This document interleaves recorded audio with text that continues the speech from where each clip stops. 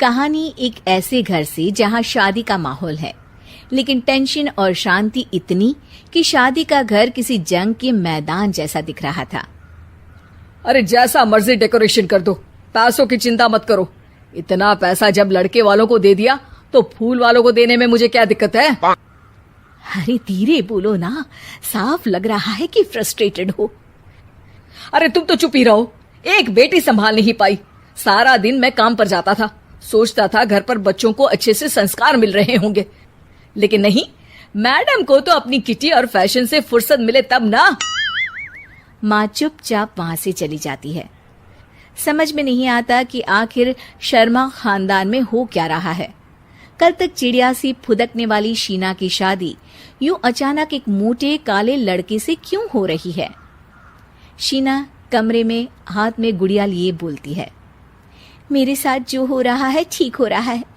तुम तो सब जानती हो, साहिल मेरे लिए भगवान है। अब जब वो ही नहीं मिला तो फिर कोई भी हो, जिंदगी ही तो जीनी है, जी लेंगे। बाहर शीना की बुआ किसी से बात करती है। अरे मोटा नहीं, उसे तो खाते पीते घर का कहते हैं। अब ओबेरॉय का नाम भी किसी को बताने वाली बात है। उनका इकलौता लड़का तो करोड़ों की सामी तो है ही। अरे हमारी शीना बिटिया तो रानी बनेगी, रानी। इन सब के बीच कहीं कोने पर शीना हाथ में मेहंदी सजाए बैठी थी और आंखों में आंसू सजाए। और वो समय भी आ जाता है जब शीना मंडप के नीचे हाथ में वरमाला लिए खड़ी होती है, लेकिन तभी अफरा तफरी मच जाती है। कोई कहता है, अरे लड़के की माँ को हार्ट अटैक आ गया। अरे अच्छी खासी थी, कैसे हो गया? अरे कहते हैं ना, किसी किसी लड़की के पैर अच्छे नहीं होते।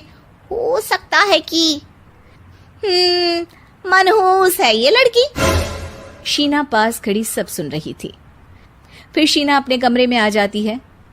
शादी ये कहकर नहीं होती कि लड़की मनहूस है। अब लगातार शीना के लिए लड़के देखने आते, लेकिन आस पड़ोस या किसी के कहने पर शादी हर बार टूट जाती। लेकिन एक दिन, अंकल, मैं काफी दिनों से आपसे मिलने की कोशिश कर रहा था, लेकिन हिम्मत नहीं हो पा रही थी। अरे बेटा, हिम्मत तो हमारी टूटी पड़ी है। वैसे कौन हो तुम? मेरा नाम साहिल है अंकल। मैं शीना से प्यार करता हूँ और उसी से शादी करना चाहता हूँ। अरे अब तो किस जात के हो ये भी मायने नहीं रखता। बेटा, मेरी बेटी मनहूस है। ये सब कहते हैं कि इसीलिए उसकी शादी नहीं हो पा रही। अगर तुम शादी करने को तैयार हो तो ठीक है। शीना की शादी साहिल से हो जाती है। अगले दिन साहिल की माँ का देहांत हो जाता है और एक बार फिर लोग शीना को अपशकुनी कहने लगते हैं। अरे खा गई दीदी को ये। अरे क्या जरूरत थी साहिल किसी मनहूस को घर लाने की? पर बुआ, माँ की तो तबीयत पिछले कई साल से खराब थी। डॉक्टर्स ने जवाब दे दिया था। क्या पता ये भी उनका सौभाग्य हो कि वो बहू का मुंह देख पाई। अरे बहू का मुंह देख पाई, या ये कह लो कि बहू का मुंह देखते ही स्वर्ग लोक सिधार गई। खैर, हमें क्या, घर तुम्हारा है, हम तो चले। अब शीना को खुद पर ही शक होने लगता है कि कहीं सच में वो अपशकुनी तो नहीं। साहिल, हम दोनों की शादी नहीं हुई होती तो अच्छा था। देखो ना, कैसे पहले मेरी शादी टूटती थी और अब तुम्हारी माँ भी। अरे ऐसा कुछ नहीं होता शीना, अपशकुनी वगैरह कुछ नहीं होता। ये सब तो ईश्वर के खेल हैं। वो शादी तुम्हारी इसलिए टूट गई क्योंकि तुमको मेरी पत्नी बनाना था, और माँ का जाना तो तय था। वो काफी बुजुर्ग थी, साथ ही एक ऐसी बीमारी से जूझ रही थी जिसमें डॉक्टर्स भी उन्हें नहीं बचा पाते। शीना साहिल की बात सुनकर तसल्ली कर लेती है और वहां से चली जाती है। अगले दिन, शीना, अरे ओ शीना। क्या हुआ? उफ, कहीं फिर मेरी वजह से कोई नुकसान? अरे नहीं नहीं शीना, तुम जानती हो, जिस प्रॉपर्टी के केस को हम बरसों से लड़ रहे थे उस पर फैसला आ गया, वो भी हमारे हक में। अब हम करोड़पति हो गए शीना।